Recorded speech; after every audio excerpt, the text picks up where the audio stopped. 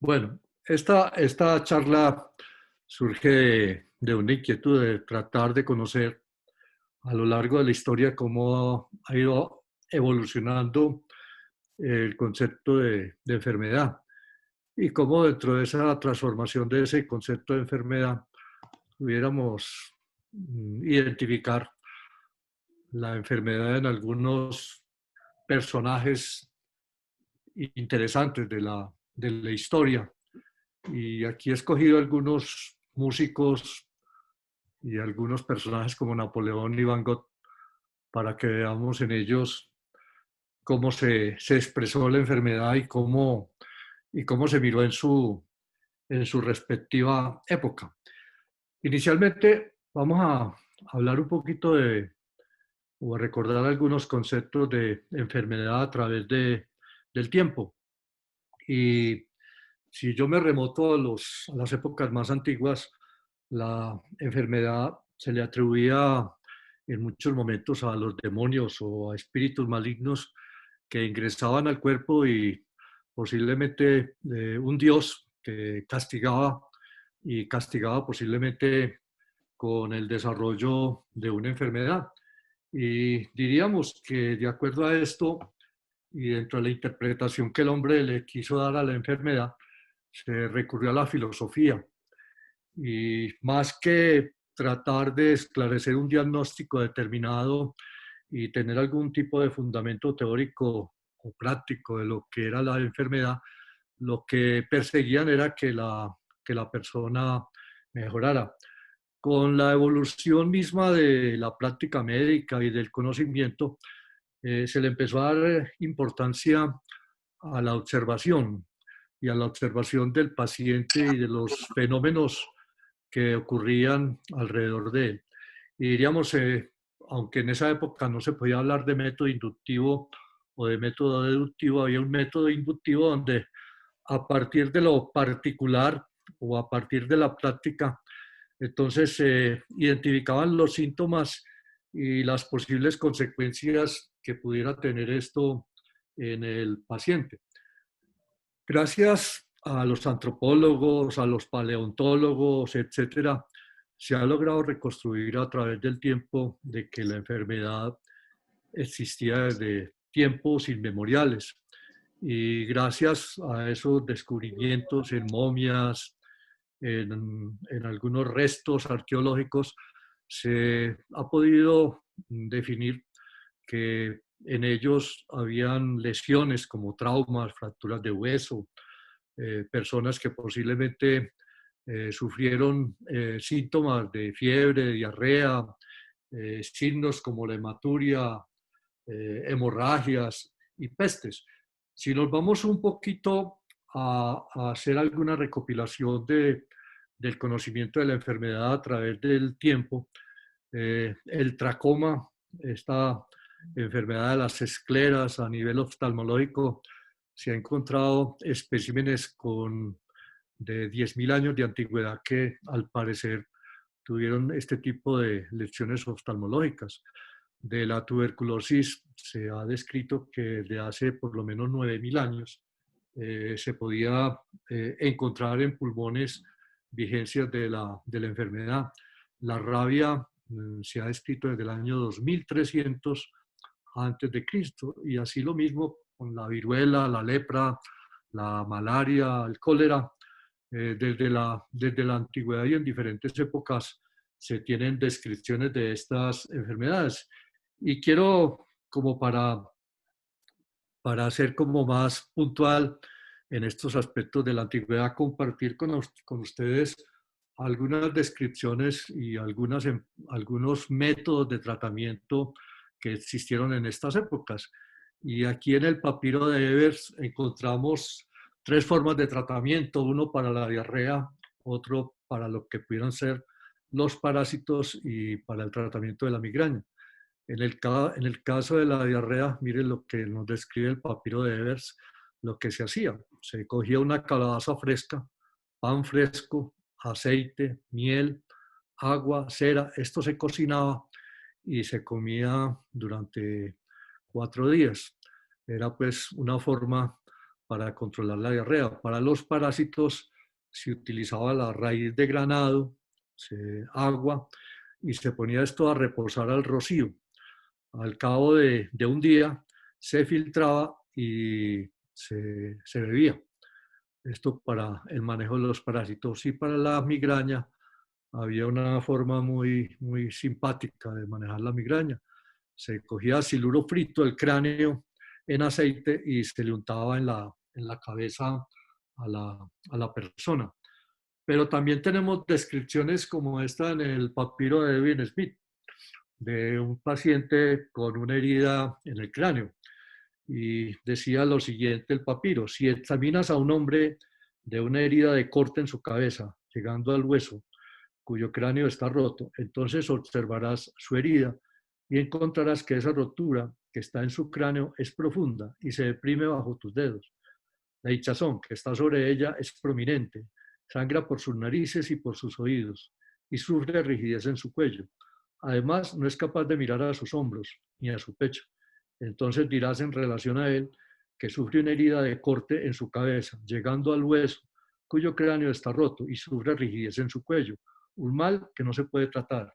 No debes vendarlo y debes dejarlo al aire hasta que pase el periodo de su dolor. O sea, como decíamos ahora, fundamentalmente se dedicaban a describir los síntomas y a tomar medidas, y no a hacer un diagnóstico en especial y a partir de ese diagnóstico hacer algún tipo de manejo. Posiblemente la lepra es una de las enfermedades más antiguas y se describe tanto en el Antiguo Testamento como en algunos papiros. Y aquí encontramos una descripción de lo que era en la antigüedad la lepra. Cuando tenga uno en su carne alguna mancha escamosa o un conjunto de ellas, o una mancha blanca y brillante, y se presente así en la piel de la carne, la plaga de la lepra, será llevado a Aarón, que era uno de los profetas. El sacerdote examinará la plaga, y si viere que los pelos se han vuelto blancos y que la parte afectada está más hundida que el resto de la piel, es plaga de lepra. Una descripción hasta muy bonita, diríamos, desde el punto de vista semiológico. Desde ya en el papiro de Vivian Smith se podía encontrar este tipo de descripciones que en su momento le dieron el nombre de lepra. En el Antiguo Testamento, Jehová le dice a Moisés: vuelve a meter tu mano en tu seno. Y él volvió a meter su mano en su seno. Y cuando la sacó, he aquí que su mano estaba leprosa como la nieve. En el Viejo Testamento y en el Levítico se le daba un nombre a la lepra, y era una enfermedad que se consideraba de personas impuras, y se le daba el nombre de Sarat. Posteriormente, este nombre de Sarat, cuando los filósofos griegos trataron de traducir el Viejo Testamento, le dieron el nombre de lepra. Sin embargo, para los griegos, la lepra tenía un concepto mucho más amplio de más enfermedades de la piel. Al parecer, el eczema, el vitiligo, el acné, lo llegaron a considerar ellos como lepra. Sin embargo, también los árabes habían descrito la lepra y le daban el nombre de Yusan. Al parecer, estudiando un poco el concepto de lepra en los griegos, parece ser que los griegos le dieron también el concepto de lepra a lo que hoy nosotros manejamos como elefantiasis. Y quedó como a lo largo de muchos años como esa discrepancia del concepto verdaderamente de lepra. Si nos vamos a otra enfermedad, podemos encontrar la descripción que se le daba a las paperas en estas épocas, y para mí esto es encarretador por la forma semiológica como describían las enfermedades. Y miren cómo describían la papera: intumescencia preauricular, algunas veces unilateral, más a menudo bilateral, diferenciándola de las tumefacciones supuradas del cuello. Entonces, hacían una diferenciación entre el engrosamiento a nivel preauricular con respecto a las adenopatías cervicales. Y miren lo que dice: la enfermedad se presenta en los niños y jóvenes que concurren a la palestra o al gimnasio. Con frecuencia aparecen a continuación en los testículos, flegmasias dolorosas, y todo termina sin fenómenos críticos. Entonces ya nos describían una de las complicaciones, pues, de la papera, que era la orquitis. Y recuerden todos esos temores cuando uno joven le daba paperas pensando, pues, que no le fueran a bajar por los riesgos que podía tener el compromiso ya del testículo. Hipócrates, en su libro sobre las epidemias, nos describe y nos hace una bella descripción de lo que era la epilepsia. Y dice lo siguiente: con frecuencia y ante nuestra sorprendida mirada y con gran dolor, un pobre desgraciado cae repentinamente al suelo como si lo hubiera fulminado un rayo. Arroja espuma, gime, tiembla y se desmaya. Ahora rígido, ahora convulsionándose. Sus pulmones laboriosos cadean agitadamente y se estremece cada una de sus extremidades. Por muchos años la epilepsia se le consideró como una enfermedad, castigo de Dios, y castigo por los malos comportamientos.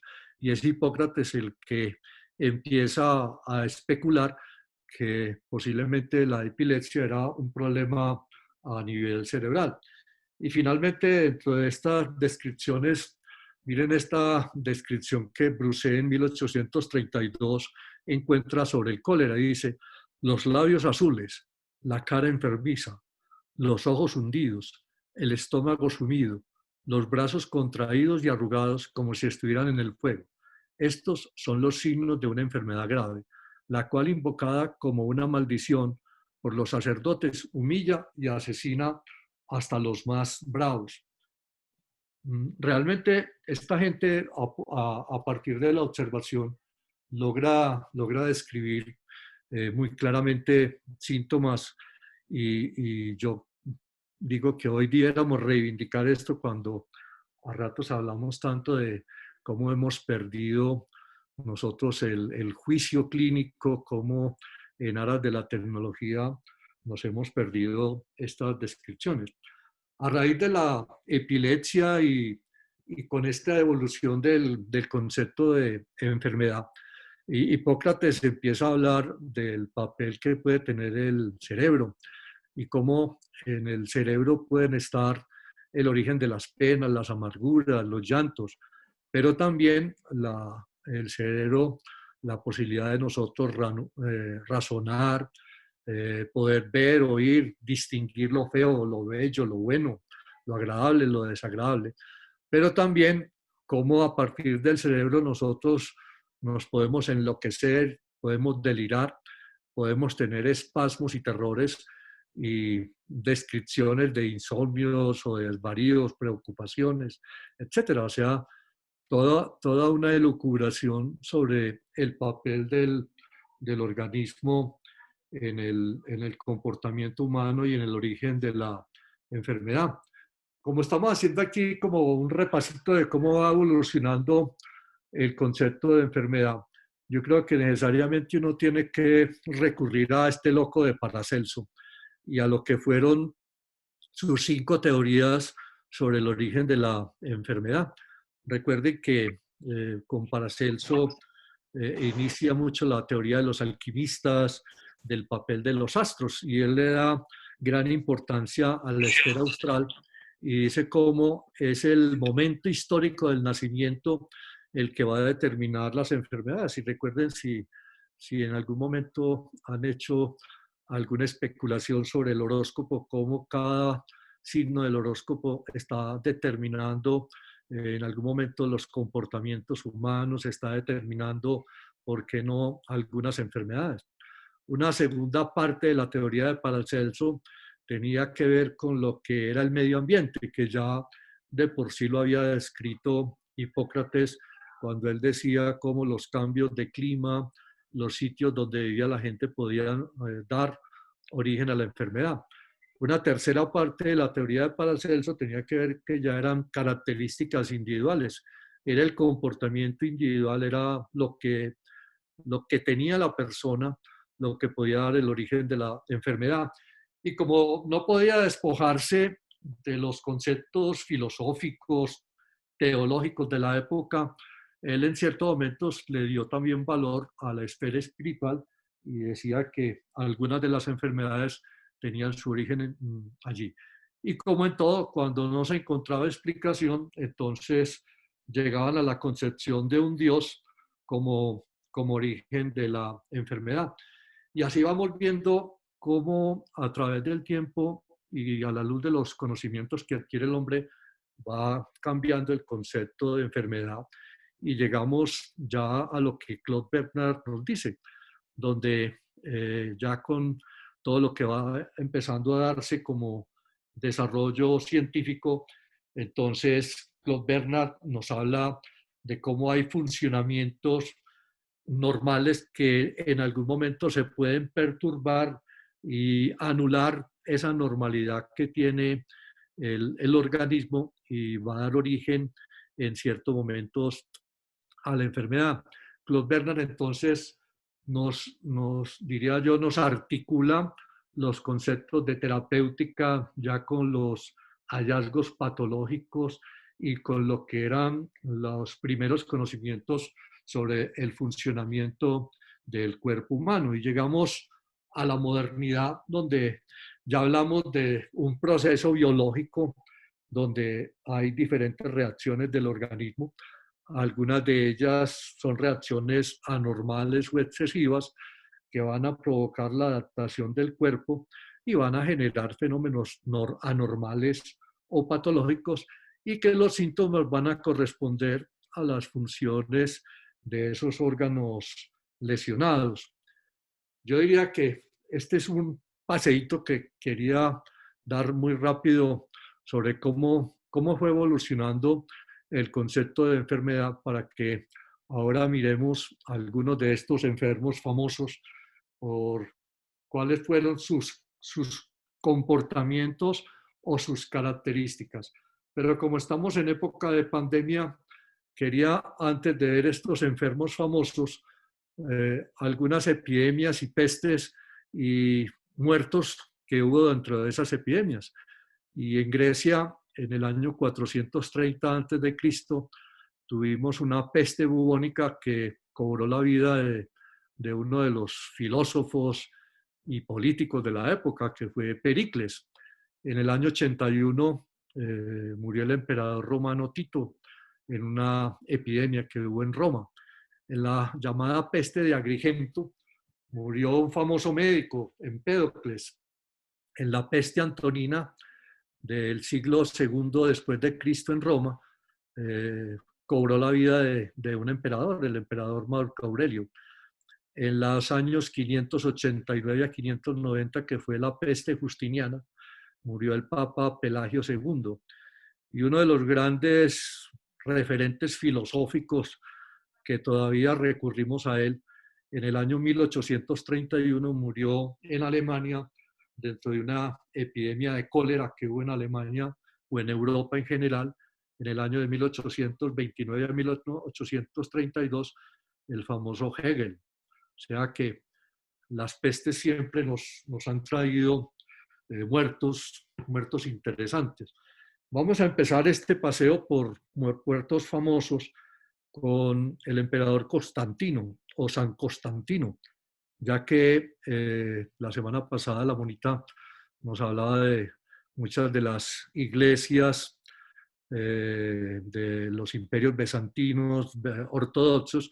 Este emperador San Constantino para la iglesia cristiana que vivió entre el año 272 al año 337 y que para muchos es recordado porque con él se dice que empezó el cristianismo, porque fue el que le dio todo el impulso a la iglesia cristiana, aunque para muchos se le considera como un pagano, que precisamente lo que hacía era perseguir cristianos. Sin embargo, para la iglesia católica él se convirtió a la fe cristiana, fue el que hizo el concilio de Nicea, y prácticamente con él empieza todo lo que es la era cristiana. Pero hay una cosa muy interesante en Constantino, que en algún momento dentro de su tiranía y las cosas que hacía, Dios lo castigó y sufrió lepra y todo su cuerpo fue invadido por las lesiones nodulares de la lepra. Como los médicos no le encontraban remedio, lo que le pidieron fue que se bañara en la sangre de 3.000 niños, que los debían degollar y con base en eso él mejoraría. Y en Pedro Calderón de la Barca, en la obra de Pedro Calderón de la Barca hay una descripción muy interesante sobre la lepra de Constantino. Y vamos a ver cómo es esta descripción que hace Pedro Calderón de la Barca en la lepra y Constantino. Y miren lo que dice en uno de sus apartes. Dice, mete las manos en el pecho y sácalas ensangrentadas. Las manos que el pecho apliqué por alivio en cualquier congoja natural, acción del pecho, las sacó cubiertas de lepra. Oh, quien por no verlas con asco y pavor, los ojos cegara, manchase con las manos la cara, mas ay, que al contacto que a ellas del pecho el daño pasó, también desde ellas al rostro se pasa, según hasta el rostro se extiende el dolor.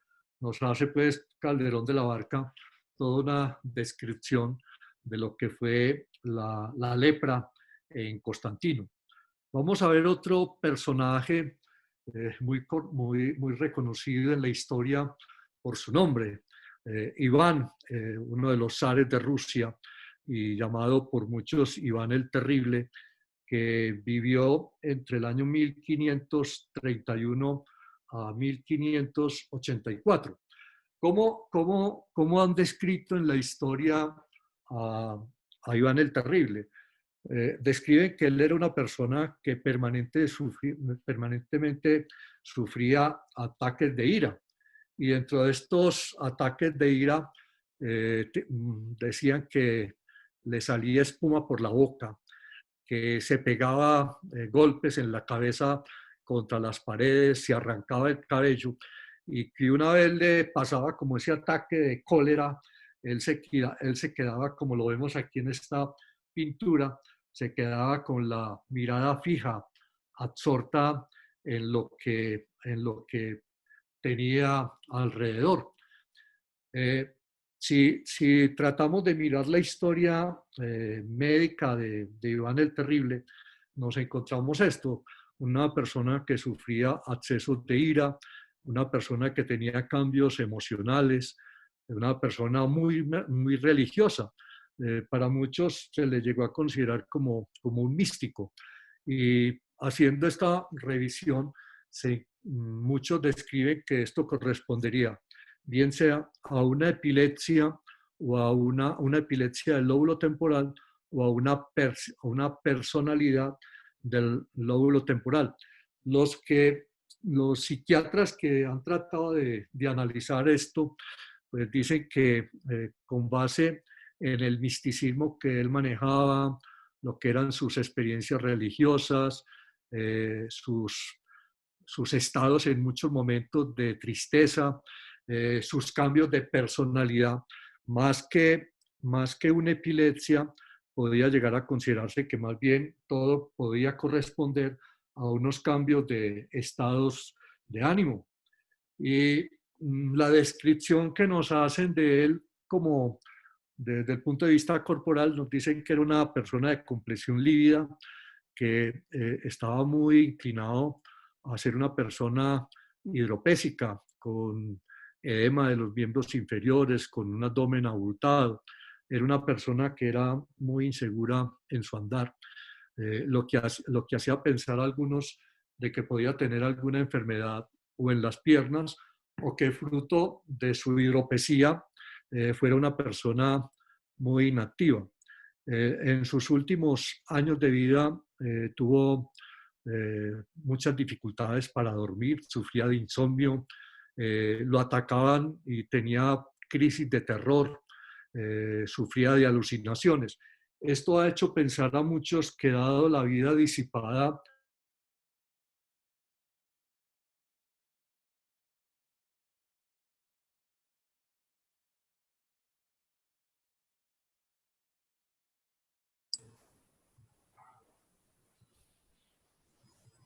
Luis, no te estoy oyendo. Se congeló. Luis, te congelaste.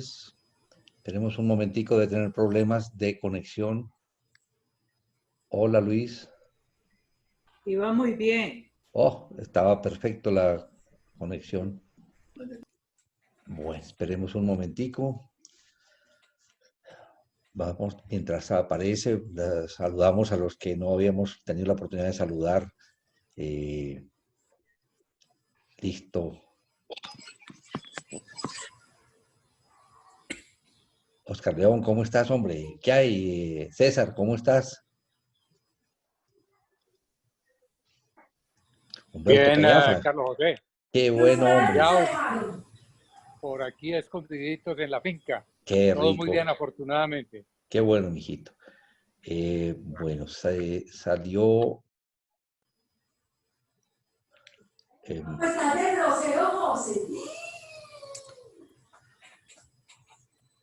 Hola, Mario. Fue Luis Javier, ¿no? Sí, tiene como pasó? dificultades con. Ya llegó Qué pena. otra Ya vez. llegó.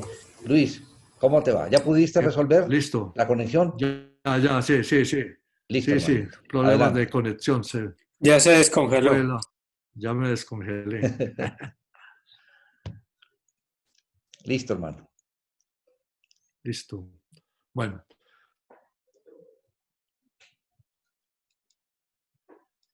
Vamos a hablar de John Hunter, que es un cirujano que vivió entre el año de 1728 y 1793. Es interesante lo de John Hunter porque para muchos fue un mal estudiante. No fue un médico en principio muy reconocido, pero se dedicó a estudiar anatomía y posteriormente a ver la influencia de la anatomía en la formación del cirujano. Pero lo interesante de John Hunter y por qué lo traigo en esta tarde es porque John Hunter vive en una época en la cual la sífilis era manejada por los cirujanos. No entiendo el motivo por el cual fuera manejada por los cirujanos. Pero más allá de este manejo de los cirujanos, se dudaba mucho de cuál era la evolución de la sífilis y las características de sus síntomas, y si la sífilis era o no parte de la blenorragia, de la gonorrea, si era un estadio o si eran enfermedades diferentes. Y Hunter, muy atrevido, decidió investigar si esto era verdad. Y cogió un paciente con blenorragia y se inoculó con una lanceta, se inoculó el pus de ese paciente gonocócico, pero con un ingrediente adicional. No sabía que el paciente tenía sífilis y fruto de esto desarrolló un chancro. Y por eso hemos oído hablar del chancro de Hunter, porque este hombre se dedicó durante 1 o 2 años a ver la evolución del chancro en su pene, con una cosa muy curiosa.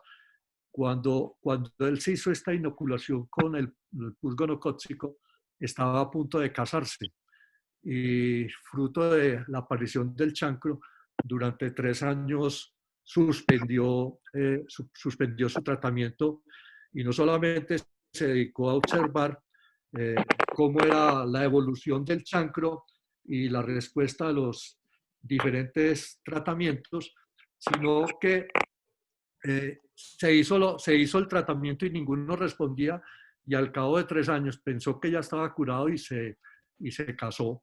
Y afortunadamente, pues parece ser que la señora nunca desarrolló ni la sífilis ni la blenorragia. Y como un elemento adicional de esta experiencia de Hunter en su enfermedad, es que entonces perpetuó para la época el conocimiento alrededor de la blenorragia y de pensar que la sífilis era un estadio posterior de la blenorragia, no de que eran dos enfermedades diferentes, porque entonces al él haber cogido un paciente con el cual se inyectó pus gonocócica y desarrollar posteriormente una sífilis, entonces el hombre dijo, sí, mire, esto es la misma enfermedad y por muchos años, casi hasta el siglo XIX, llevó a que la gente pensara de que esto era la misma enfermedad, tanto la sífilis como la blenorragia. Es la experiencia de John Hunter. Después se convirtió en un excelente cirujano. Su hermano también fue cirujano y hizo cosas muy interesantes desde el punto de vista de la formación de los cirujanos y la importancia de la anatomía y de la clínica en la formación del cirujano. Pasamos a un personaje muy interesante que es Napoleón Bonaparte. Y yo tengo un privilegio gracias a Luis Carlos.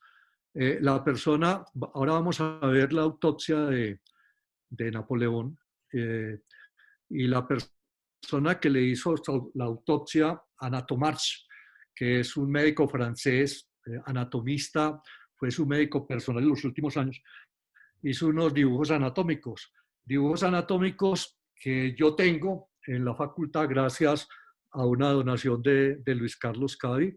Luis Carlos nos donó los dibujos anatómicos de este médico personal de Napoleón y hay 35 de estos dibujos anatómicos en el mundo. Y gracias a Luis Carlos, nosotros allá en la Facultad de Medicina de la San Martín los tenemos allá exhibidos. Napoleón, como podemos de pronto recordar, porque es un personaje supremamente conocido, vivió en el siglo XVIII, principios del siglo XIX. Y Pues Javier, yo, Carlos, no, gracias a mí no. Gracias a uno de los mejores residentes de neurocirugía que yo haya conocido, que es Julián. Julián Uribe. ¿Quién? Uribe, no. Julián, bueno, no recuerdo el Bueno, nombre. entonces Napoleón, es que Luis Carlos habla de un residente de neurocirugía que tuvieron allá en la Facultad de Medicina de la Universidad de Antioquia, que es egresado médico de la San Martín. Y Luis Carlos habla muy bien de este Muy bueno. muchacho egresado de la San Martín y tiene buenos recuerdos. Entonces Napoleón, cuando uno ha leído la biografía de Napoleón, se encuentra como que Napoleón sufrió varias enfermedades. Tuvo neurodermatitis, sufrió hemorroides, al parecer fue epiléptico. En algún momento de la vida, ya sobre el final de la vida, tuvo una gran pérdida de peso, perdió más de 27 kilos de peso. Al parecer se describe que tuvo tuberculosis pulmonar y dicen que a raíz de su sintomatología final posiblemente tuvo un cáncer gástrico. Y vamos a ver qué se encontró realmente en la autopsia de Napoleón, porque muchos describieron que Napoleón había sido envenenado allá en la isla de Santa Elena. Y esto fue lo que se encontró en su autopsia.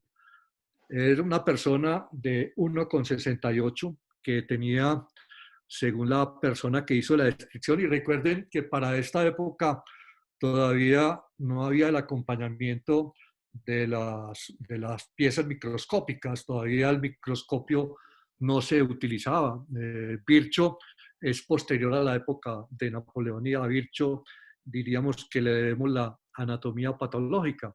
Entonces simplemente en estas épocas lo que se hacía era la descripción del cadáver y la disección macro era lo que se describía y esto es lo que encontraron en la autopsia de Napoleón, una persona de 1,68 que había perdido peso, que tenía una gran palidez y le encontraron a nivel del estómago una lesión de más o menos 10 centímetros de longitud que iba desde el cardias hasta el píloro, lo que entonces confirma que tuvo un carcinoma gástrico. Le encontraron adenopatías perigástricas, que es uno de los sitios de diseminación inicial por vía linfática. Encontraron además una úlcera prepilórica que estaba penetrada al hígado, había sangrado, encontraron lo que nosotros llamamos concha de café, tanto en el estómago, en el duodeno como en el colon. Tenía una gran congestión hepatoesplénica y efectivamente a nivel pulmonar le encontraron un derrame bilateral y en los vértices pulmonares, especialmente en el vértice pulmonar izquierdo, le encontraron una caverna tuberculosa. Tenía adenopatías necróticas y en el corazón no encontraron absolutamente nada. Entonces, la conclusión de la patología última de Napoleón y que lo llevó prácticamente a la muerte tuvo que ver con su cáncer gástrico, que tenía metástasis ya ganglionares, y una tuberculosis pulmonar que tenía pues un severo compromiso tanto por el compromiso ganglionar como por el compromiso de las cavernas. Pasamos a otro personaje muy reconocido y muy interesante que es Van Gogh, que vivió entre el año de 1853 a 1890. Todos hemos conocido las experiencias pictóricas y el origen de una escuela pictórica por parte de Van Gogh. Y inicialmente se nos ha hablado mucho de los estados depresivos que manejaba Van Gogh, fundamentalmente desde el año de 1874, cuando él volvió a la casa en un estado depresivo muy severo, porque dentro de un trabajo que él tenía, lo desecharon de este trabajo como librero en Londres. Él quiso posteriormente ser un pastor protestante, pero tampoco, y yo diría que de esto pues se anota una gran depresión en Van Gogh. ¿Cuáles eran los síntomas más importantes de Van Gogh? Se encuentra que él recurrentemente tenía alucinaciones y tenía delirio, lo que para muchos psiquiatras se ha llegado a considerar que era un psicótico. Sin embargo, otros han llegado a considerar que esta psicosis puede haber tenido como factor detonante el alcohol, el haberse dedicado a trabajar incesantemente, lo que lo llevó a un gran estrés, a tener malas relaciones con sus amigos. Su amigo entrañable de los últimos años fue Gauguin, y precisamente en una de estas crisis de estrés, de delirio, tuvo una gran pelea con Gauguin, que prácticamente lo llevó a apartarse después de haber convivido más o menos unos 2 a 3 años. ¿Qué nos han dicho los psiquiatras sobre la sintomatología de Van Gogh? Dicen que era una sintomatología cambiante porque en muchos momentos tenía fases agudas que se manifestaban por momentos de excitación afectiva que le aparecían, le desaparecían. Había momentos en los cuales tenía pensamientos delirantes, pensamientos místicos, tenía alucinaciones acústicas, él oía y escuchaba voces. En otros momentos tenía alucinaciones ópticas. Y dicen que posiblemente esto es lo que puede haber llegado a que él tenga esa influencia del amarillo tan grande en sus obras, o que haya tenido un defecto visual, o que fruto de todas estas alucinaciones y estas perturbaciones haya dedicado gran parte de sus obras a resaltar tanto el color amarillo.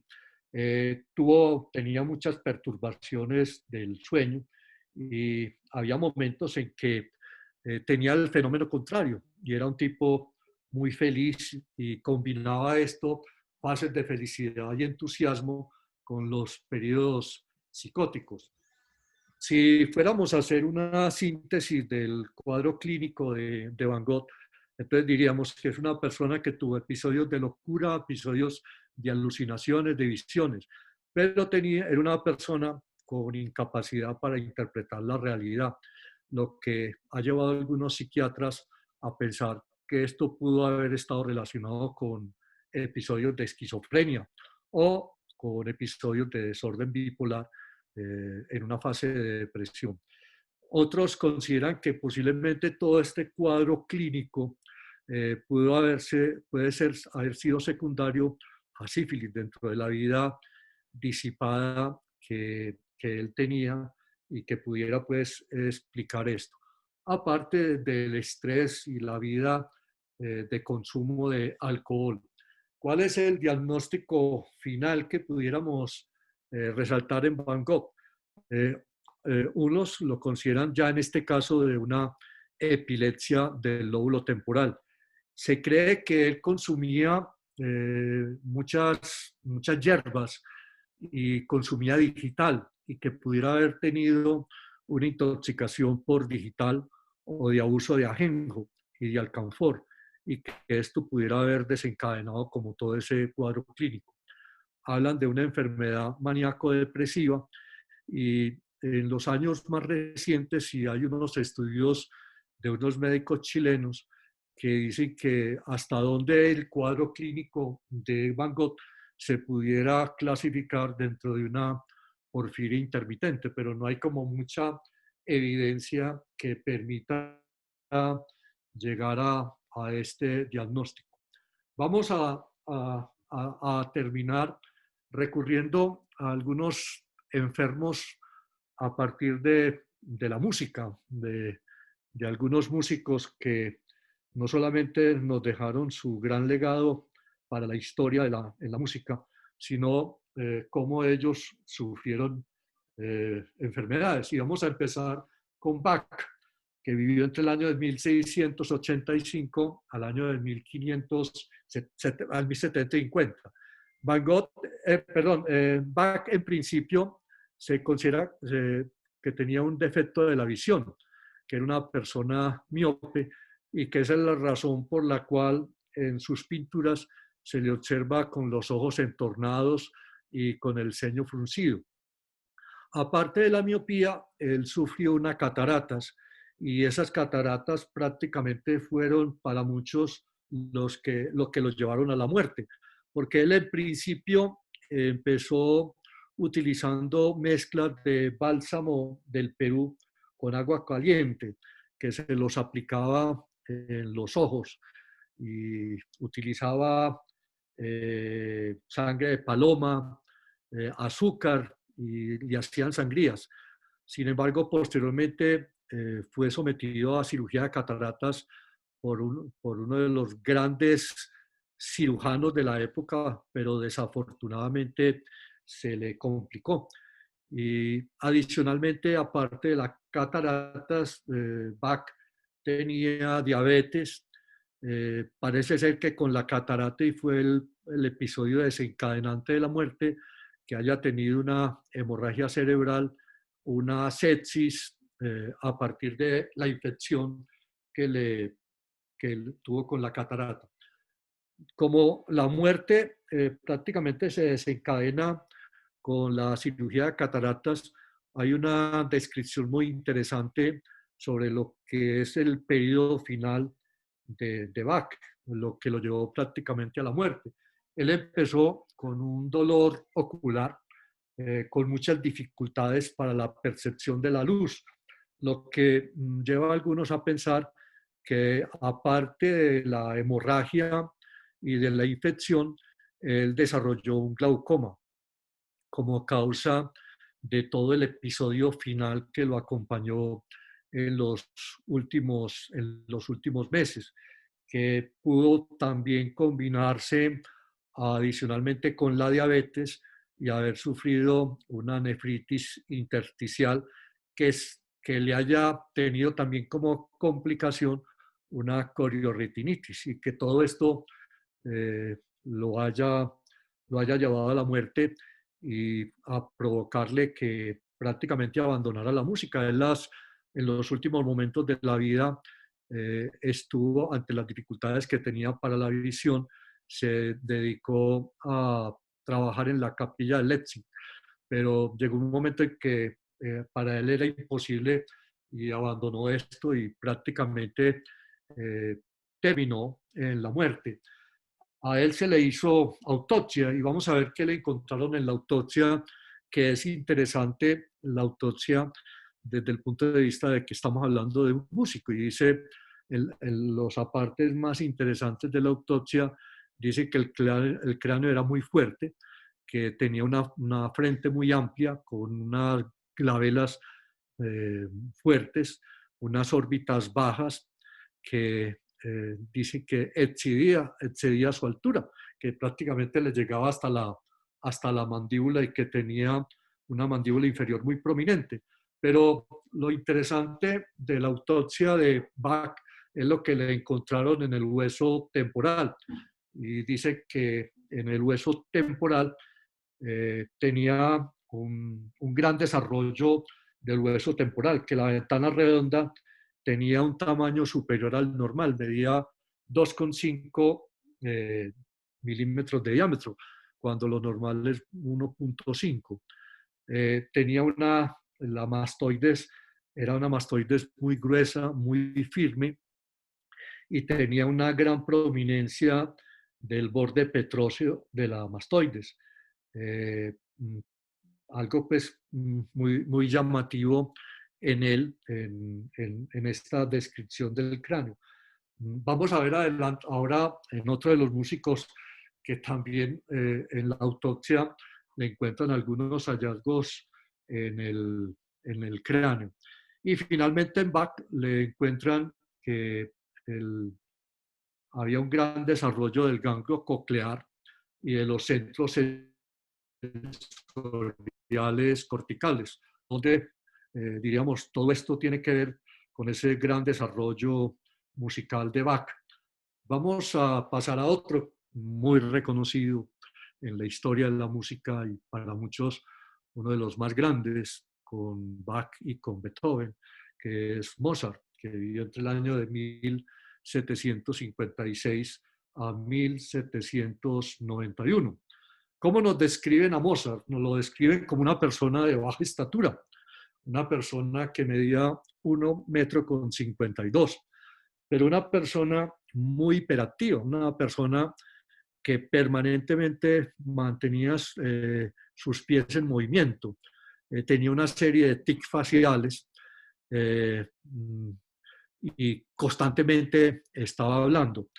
En su cara tenía cicatrices de haber sufrido de viruela y al parecer tenía una malformación en los pabellones auriculares, donde la oreja izquierda era mucho más grande, mucho más ancha y plana con respecto a la derecha y tenía el orificio del conducto auditivo en el lado izquierdo, tenía una hendidura, algo pues que llamaba la atención.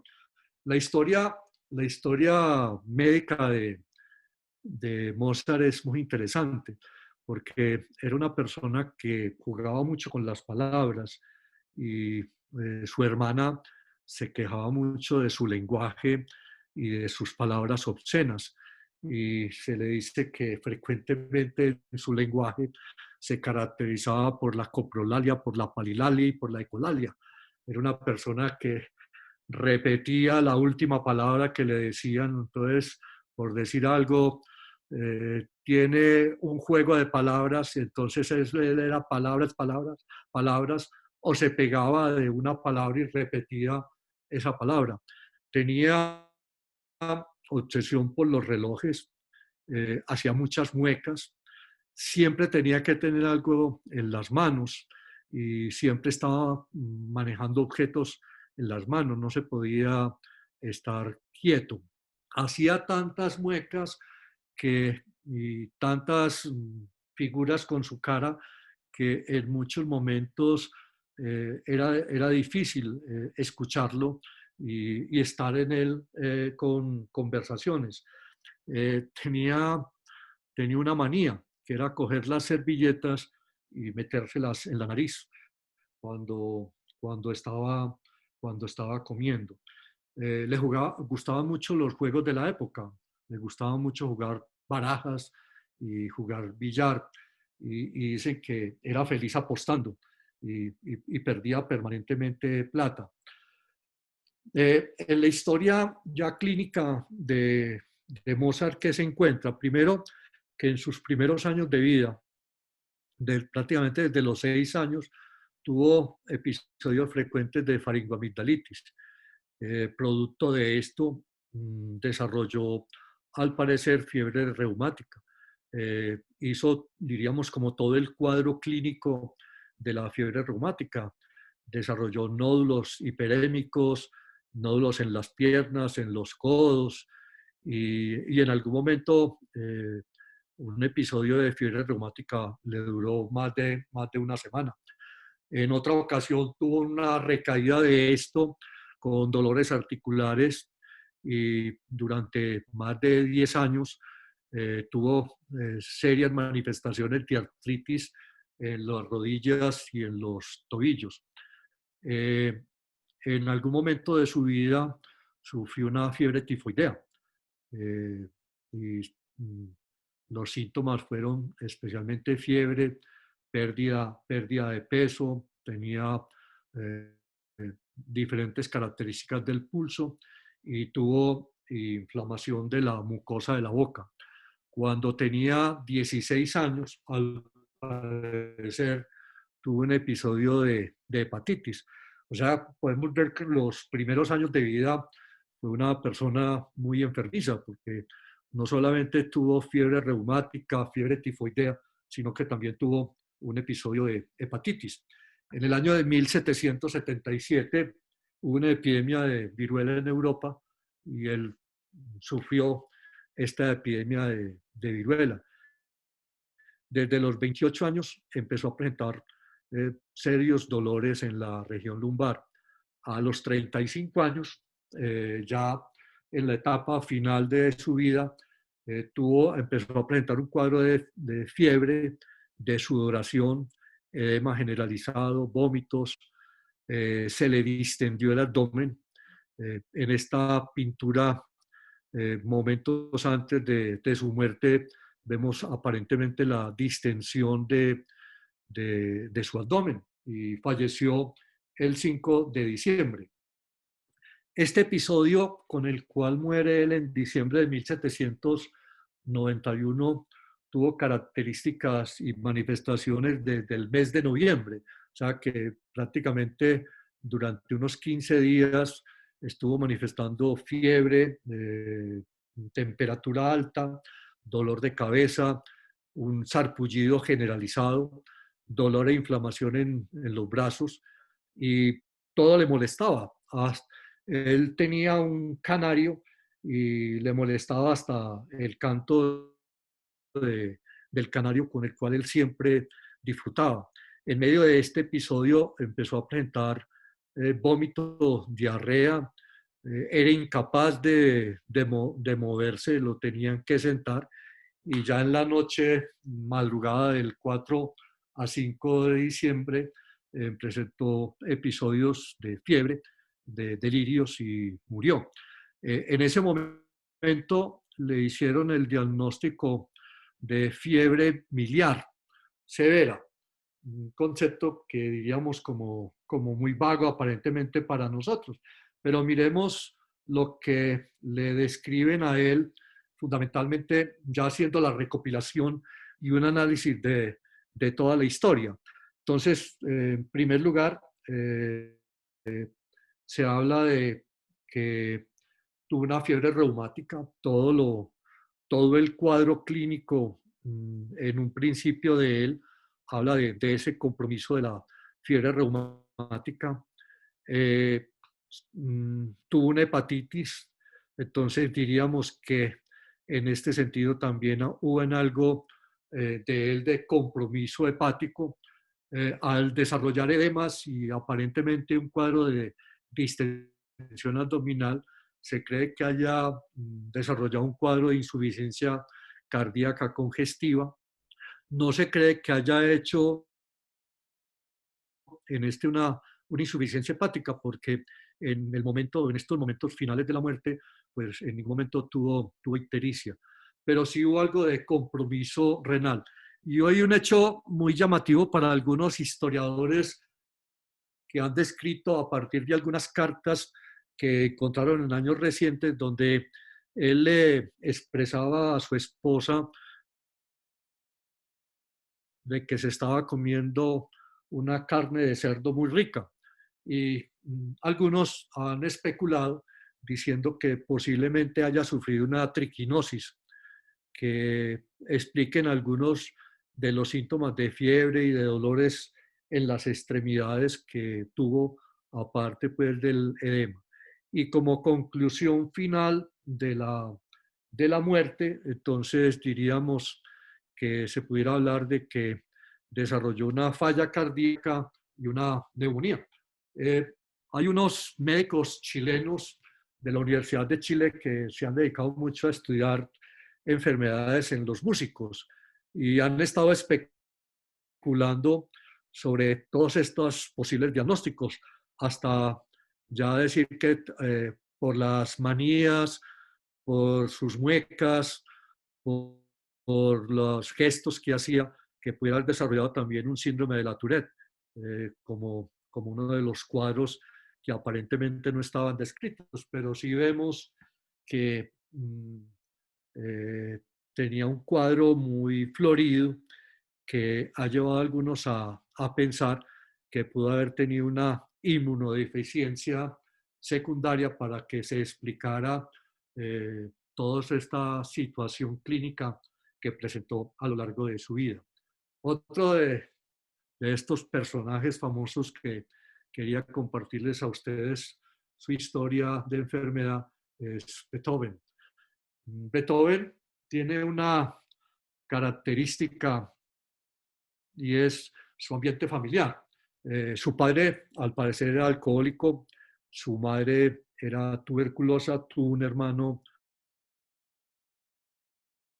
tuberculoso, entonces se desempeñó prácticamente en un ambiente donde estuvo siempre predispuesto a la tuberculosis.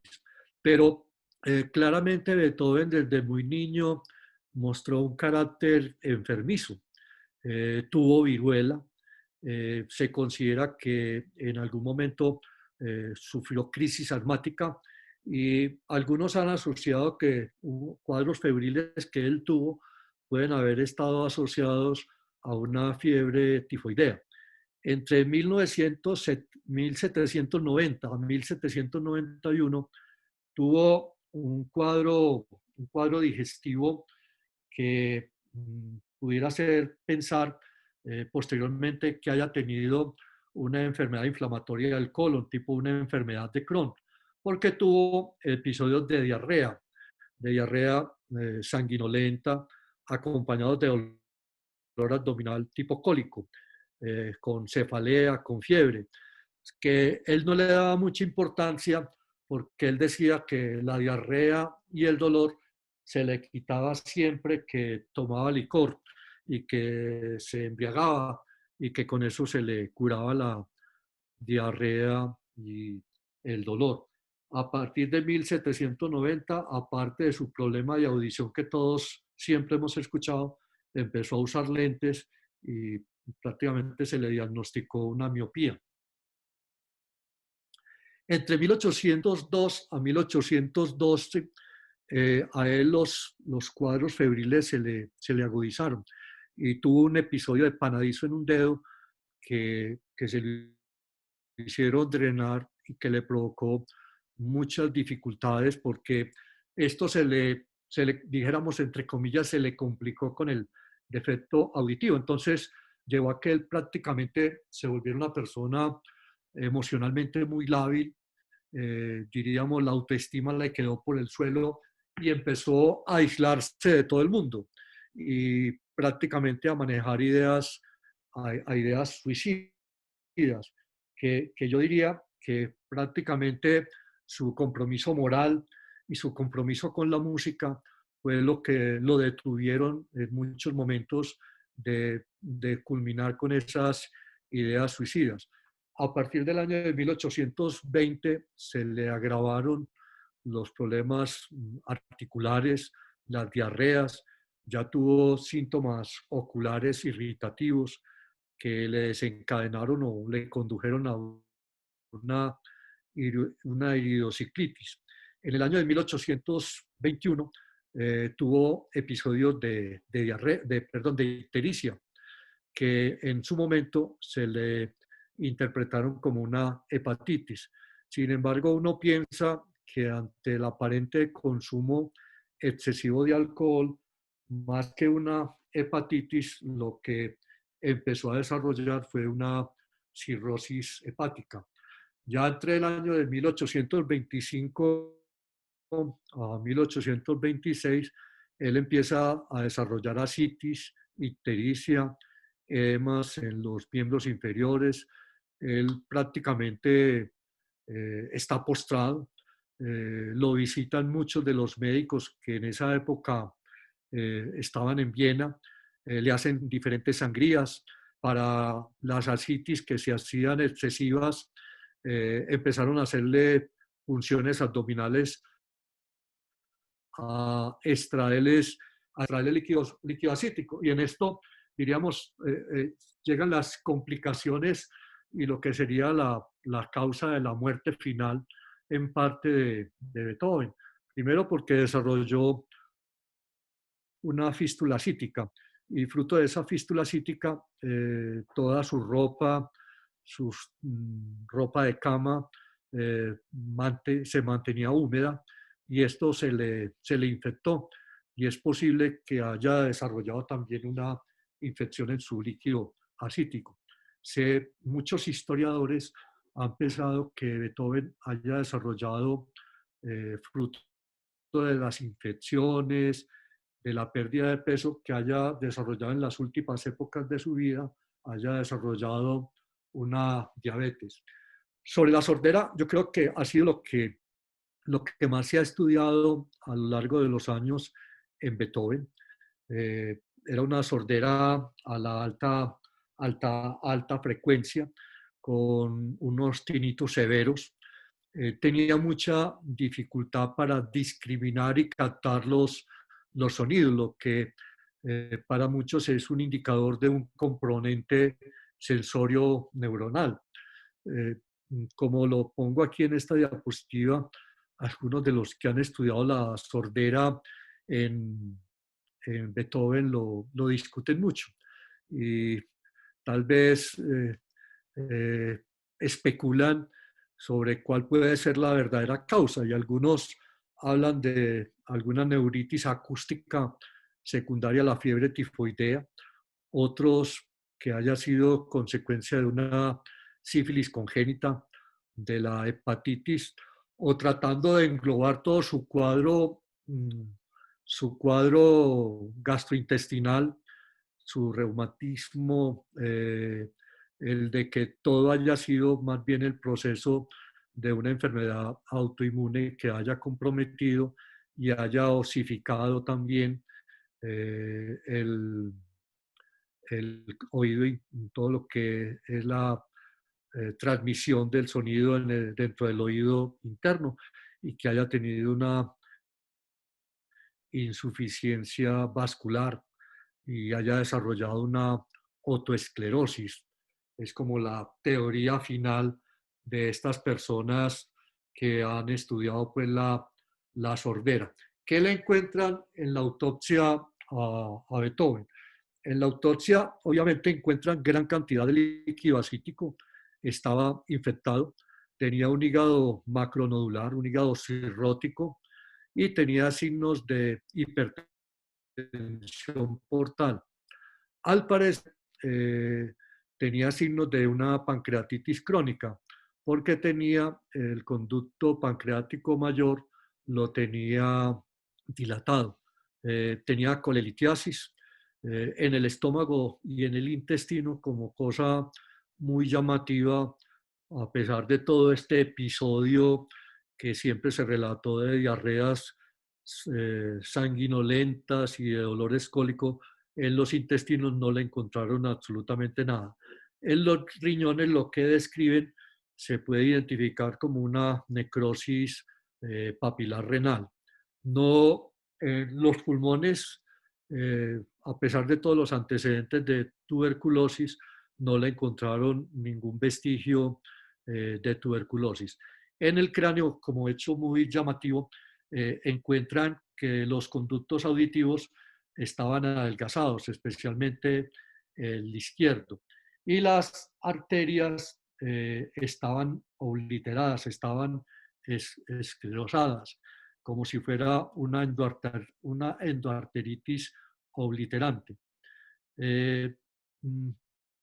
No se sabe, se desaparecieron de la autopsia, se desaparecieron los huesecillos del oído y el hueso temporal, y no hay ninguna descripción posterior de este hueso temporal. Le encontraron en el pelo algunos residuos de plomo. No se sabe si es que en algún momento haya sufrido una intoxicación específicamente por plomo o si hubiera utilizado en algún momento algún tipo de droga que pudiera llevar a esta evidencia de plomo en el pelo. Para ir finalizando, 3 o 4 músicos muy rápido. Primero de ellos, Mendelssohn, que vivió entre el año de 1809 a 1847. Mendelssohn fue una persona que se caracterizó por sufrir cefaleas a repetición. Prácticamente desde los 18 años sufría permanentemente de dolores de cabeza que, diríamos, con el tiempo fueron aumentando. En uno de sus viajes a Inglaterra tuvo un trauma, tuvo un accidente que le dejó algunas lesiones en las manos y en las rodillas que lo incapacitaron en cama algunos meses y que lo sometieron a dietas y a sangrías. Cuando él regresó a Alemania, tuvo un sarampión. Aquí hay una versión de algo que le sucedió en el Rin. Algunos dicen que estaba en una lancha y se cayó, otros dicen que mientras estaba nadando en el Rin se tuvo un episodio de desmayo, perdió el conocimiento, estuvo inconsciente, tuvo convulsiones y diríamos que a partir de ese momento se agravaron sus síntomas neurológicos, se volvió una persona muy nerviosa, una persona irritable, que se quejaba permanentemente de enfriamiento en sus manos, en sus pies, con episodios de delirio y permanentemente episodios de algo que se pudiera tomar como de una taquicardia. Murió prácticamente de un infarto cerebral que lo dejó parcialmente paralizado y diríamos que su causa de muerte, al parecer, fue una hemorragia subaracnoidea por la ruptura de un aneurisma cerebral que al parecer sangró en repetidas ocasiones. Es lo que los que le han estudiado la historia clínica a Mendelssohn terminan hablando de él. Schumann vivió entre 1810 a 1856. Lo interesante de Schumann está en que fue una persona que tuvo una patología maníaco-depresiva. Era una persona que tenía cambios súbitos de humor. En algunos momentos estaba bien, estaba feliz, y en otros tenía brotes psicóticos. Para muchos, más que una patología maníaco-depresiva, es de que haya sido una persona que haya tenido una enfermedad generativa cerebral y que todo hayan sido secuelas neurológicas de una sífilis. Y más porque en la autopsia se le encontró a nivel del cerebro material fibroso, material gelatinoso, lo que algunos describieron en el momento de la autopsia como una demencia precoz y una esquizofrenia. Chopin es nuestro último invitado de este paseo por las enfermedades en la historia, y es una persona de una mala salud toda su vida. Fue una persona muy enfermiza. Desde muy niño presentó síntomas respiratorios. Era una persona que manifestaba eh, gran dificultad en la digestión de las grasas, le daba frecuentemente diarrea, tuvo episodios de pérdida de peso. A los 16 años, en 1826, presentó una serie de síntomas respiratorios acompañados de cefalea y de adenopatías en el cuello. En 1831, cuando tenía 21 años, tuvo un episodio de dolor torácico, de disnea, de hemoptisis, de fiebre y de cefalea. En 1835 tuvo bronquitis, tuvo laringitis, y en 1837, en la epidemia que hubo de influenza en París, tuvo un episodio de hemoptisis que lo llevó a la cama un buen tiempo. Como vamos viendo, es una persona que fue en este relato cronológico una persona de mucha enfermedad. Entre 1839 al 42 tuvo nuevamente pérdida de peso, palidez. Entre 1842 a 1847, cuando él regresó a París, ya era incapaz de subir las escalas. De hecho, un pintor caricaturista de la época, Viardot, lo pinta con un pecho en barril, con unas piernitas muy delgaditas, y le pone ahí que en las piernas tose, en las mañanas tose, y en los inviernos tiene crisis de tos de 2-3 días. Ya en 1848, ya muy cercano a su muerte, lo describen como una persona muy delgada, muy delgadita, muy diminuta, muy pálida. Y ya en 1849 diríamos que la enfermedad le progresa rápidamente, se queja de muchos dolores articulares, sufre mucho, tiene edemas por todas partes, y diríamos que ya en octubre su muerte es eminente, pierde la conciencia. El doctor Krüger, que le hace la autopsia, dice que en el certificado de función que le encontró tuberculosis en los pulmones y en la laringe. Sin embargo, él no dice cuál es la causa de la muerte. Dice que los pulmones estaban afectados, pero que el corazón también. Y el corazón tenía una afección que él dice que él nunca había visto una afección de ese tipo, pero no la describe. Entonces tenemos una persona que durante toda su vida tuvo síntomas respiratorios de diferentes características, tos, disnea, hemoptisis, que tuvo cuadro sistémico de intolerancia al ejercicio, se fatigaba, con pérdida de peso, con síntomas gastrointestinales. Entonces, los que han tratado de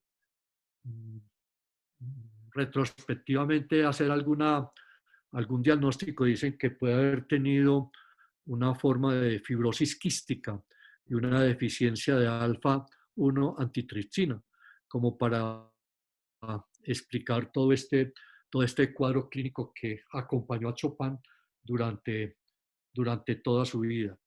Esto puede ser a lo que yo quería y tenía para contarles sobre la evolución de la enfermedad a través de la historia y algunos enfermos famosos que espero que haya sido pues para ustedes de mucha utilidad.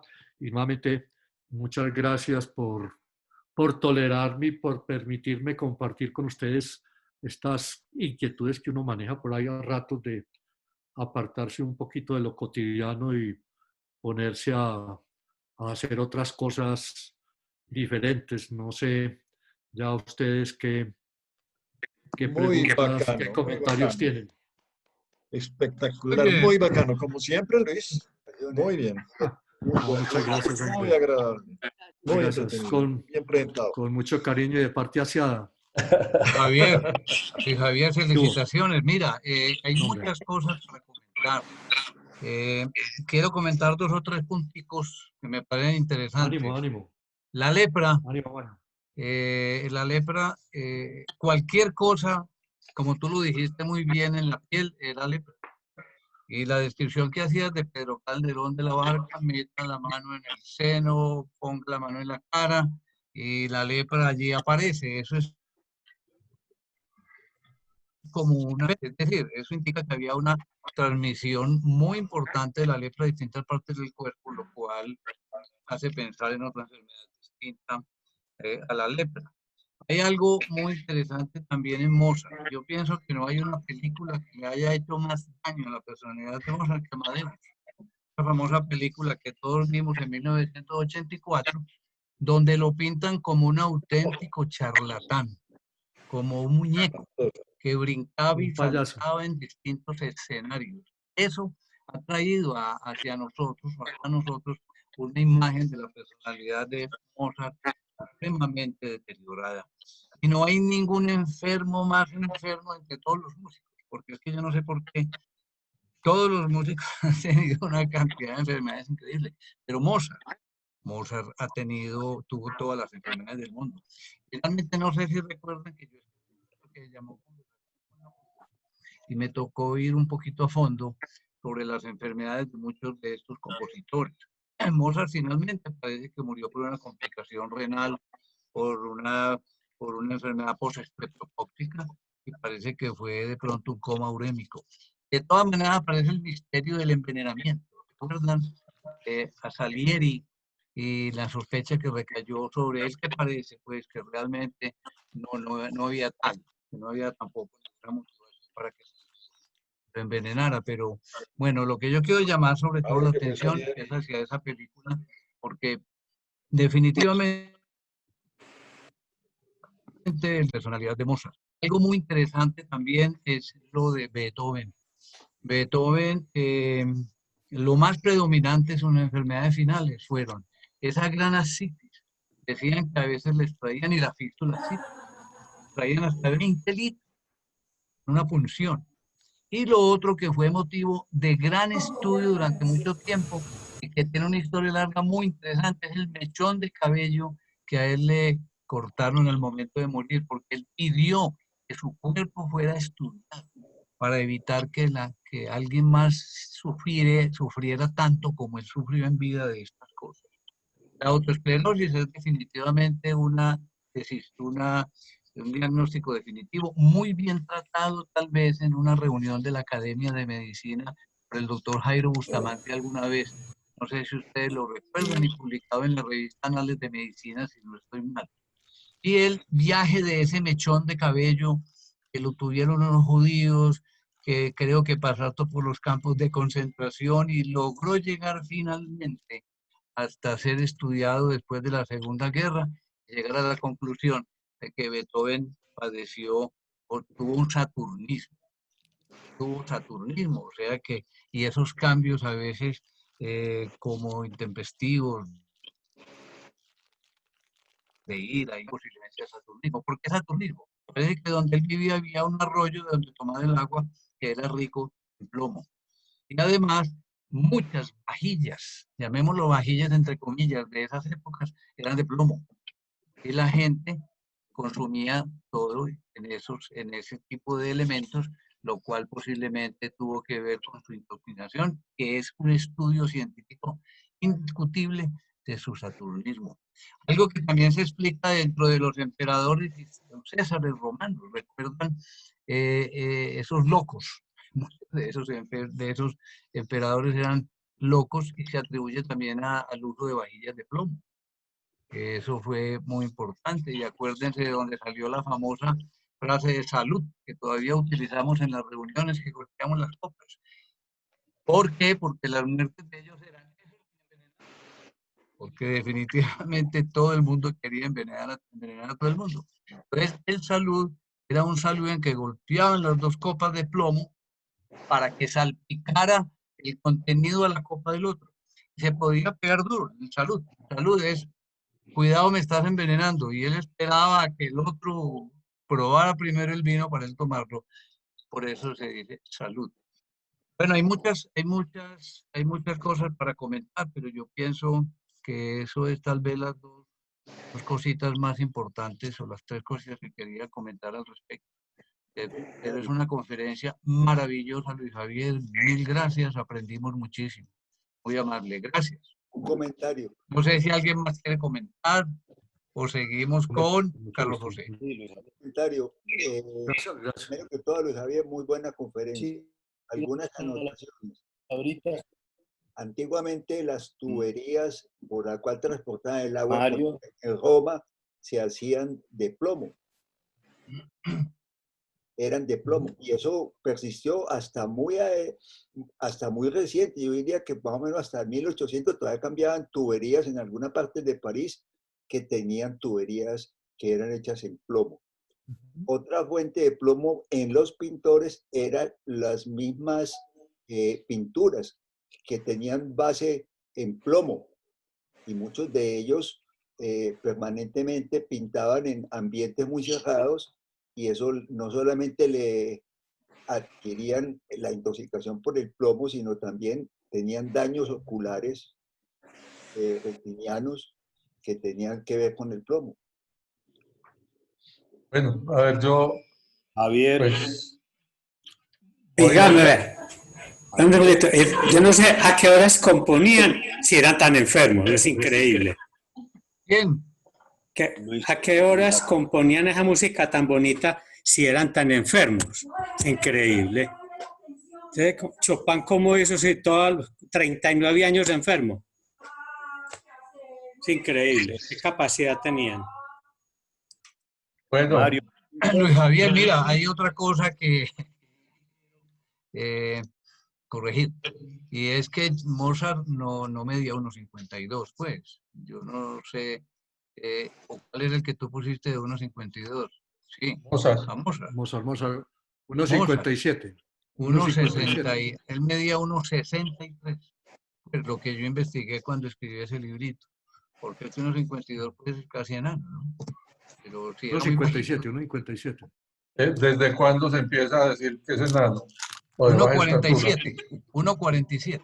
Bueno, no, yo quería, mientras, pues la conferencia obviamente muy buena, pero cuando empezó a relatar lo que le pasaba a Mozart, yo sin saberlo, me acordé de una enfermedad que se manifestaba por coprolalia, por hiperquinesia, por movimientos anormales y por hábitos anormales. Entonces, no me acordaba del nombre, pero con esos datos miré en el Google y es la enfermedad de Gilles de la Tourette. Me falló la memoria ahí. Y busqué si Mozart tenía, si se había sospechado que tuviera la enfermedad de Gilles de la Tourette y encontré una publicación, creo que son de unos cubanos. Ahí puse en el chat el link de esa revista porque es típico. Esos pacientes tienen ese comportamiento como la enfermedad de asma. Nos están haciendo jugo.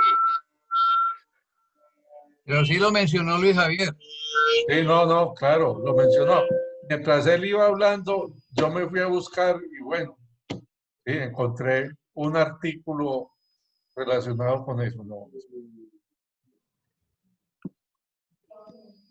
Leopoldo iba a comentar. No, quería primero agradecerle a Luis Javier. No solamente aprendimos mucho, sino que viene muy bien a estos días de cuarentena. Pues yo sí quería hablar de algo. Miren, cuanto a Napoleón, me ha gustado el tema. Pues durante los 6 años que estuvo en Santa Elena, pues sí, se dice que hubo muchos intentos de envenenarlo y por supuesto que tenía una lesión que según los médicos de él tenía hasta más de 10 centímetros en el estómago. Y fuera de eso que investigaciones modernas han comparado las lesiones descritas en la autopsia con 50 úlceras no cancerígenas y no cancerosas, y además de eso con las 50 benignas, y llegaron a la conclusión de que era un cáncer de estómago. Sin embargo, en los cabellos de Napoleón sí se encontró arsénico. Lo que pasa es que en esa época los tónicos que se usaban para poder hacer crecer el pelo y casi todos los medicamentos tenían arsénico. Se dice también que el papá y la hermana de él murieron de cáncer, lo cual no está comprobado porque no se les hizo autopsia. Sin embargo, parece que sí había algo genético en la familia de Napoleón. Y se dice también que su alimentación era muy mala porque los soldados en esa época solo comían lo que les sabía bueno, aunque se dice que el emperador siempre le dieron pollito y tal y qué sé yo. De todas esas cosas lo que queda es que algunos, por ejemplo los investigadores de la Universidad de Texas, sostienen que no pueden asegurar que fue un cáncer, pero la mayoría sí cree que fue un cáncer de estómago. Y en cuanto a la segunda, es que cuando pasó eso, se me dañó aquí la conexión. Algo de que pues casi que se murió de catarata alguien. A mí me extrañó porque menos mal que a mí ninguno se me murió de cirugía de catarata. Pero la endoftalmitis, por supuesto, lo máximo que pueden dar, y eso si hay una neuritis infecciosa, es una meningitis, pero o una encefalitis. Yo nunca las he visto. Lo que sí te podría decir, yo hago retina, es que la retinocoroiditis o las coroidorretinitis no llevan a la muerte, a menos que la cosa venga de un toxocada, etcétera, etcétera. Me llamó la atención porque pues nosotros los oftalmólogos no estamos acostumbrados a ver morir gente, sí que se queden ciegos, pero no muertos. Eso es lo que quería comentarles. Pero Leo, fue operado. pero Leo, acordate que estamos hablando del siglo XVIII, el siglo XIX, cuando todavía no había asepsia ni antisepsia, no había anestesia, y entonces los riesgos de infección pudieran ser mayores.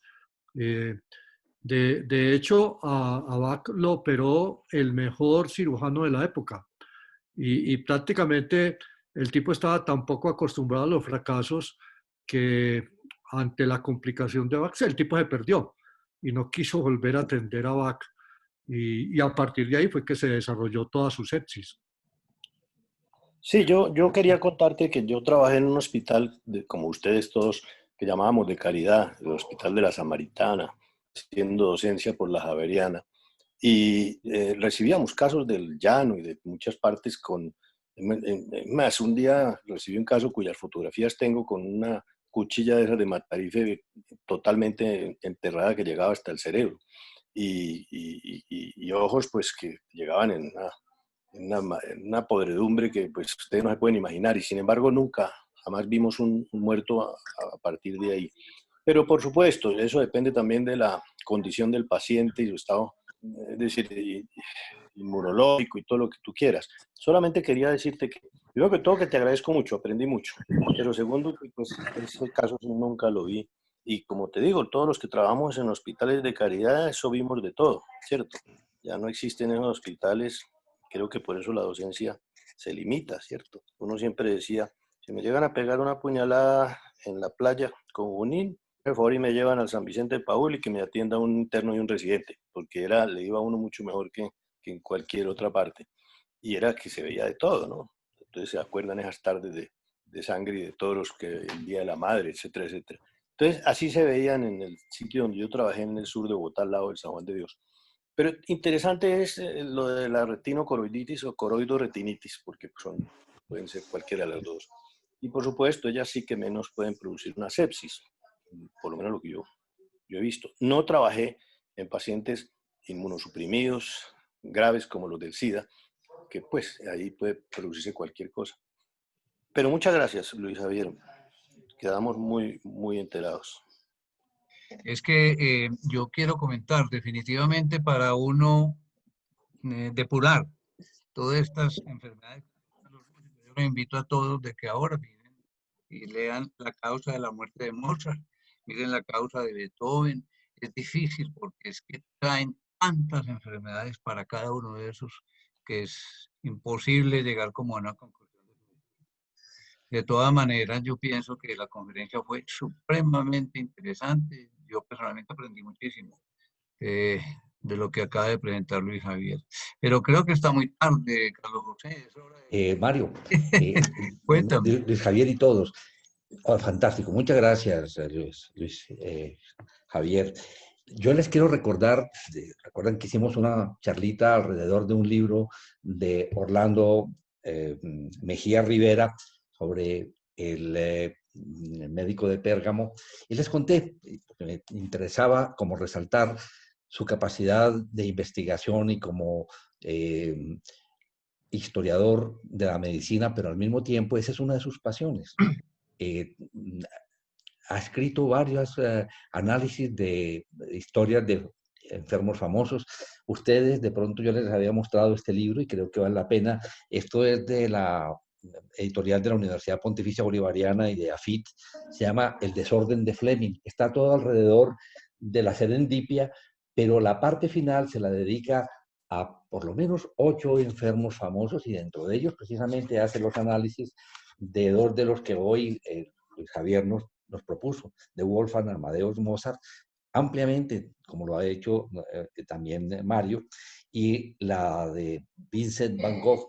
De manera que de pronto es interesante, es un autor nuestro, un investigador profundo de la historia y de esta faceta que es un atractivo para los médicos. El tratar de hacer con toda la información que surge de la lectura de la historia un diagnóstico médico, que es un reto precioso, ¿cierto? Que es tratar uno de reconstruir una historia clínica con la visión actual, con la información que se tenía de ese momento y tratar de hacer propuestas de hipótesis de qué pudo haber pasado.